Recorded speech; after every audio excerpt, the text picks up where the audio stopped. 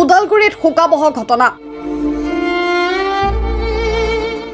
নলখামৰাত ধান বনোৱা মেচিনৰ ভিতৰত সোমাই মহিলাৰ মৃত্যু। এক শোকাবহ ঘটনা।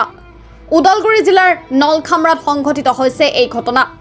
ধান বনোৱা মিলৰ মেচিনত সোমাই মৃত্যু এগৰাকী মহিলাৰ। নিহত মহিলাগৰাকী পূৰবী নাথ, বয়স ৩৬ বছৰ।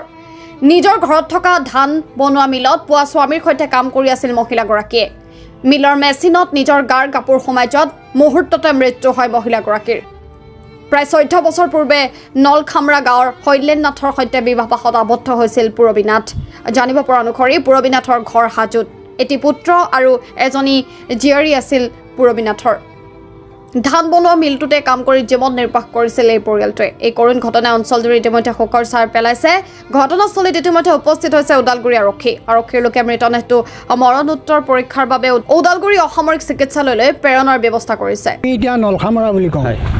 তাৰমানে ৰাতিপুৱা ঘুমি উঠিয়ে এই তিনি মানুহজনীয়ে তাৰমানে মিলত গুড়া ভাঙবা আহিছিল।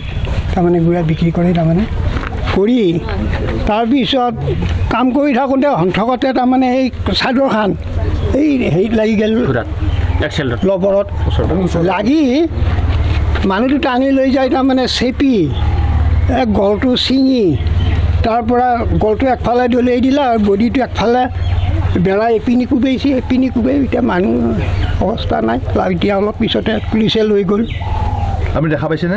আমি আহিছোঁ, কিন্তু আৰু সেইখিনি সময়ত কোনো নাছিল, গিৰিয়েক ঘনীয়াকৈ আছিল।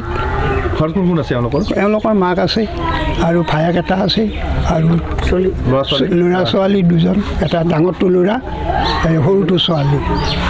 কি কৰিছিল এনেকৈ মিল চলো? এই খেতি বাতি অলপ আছে।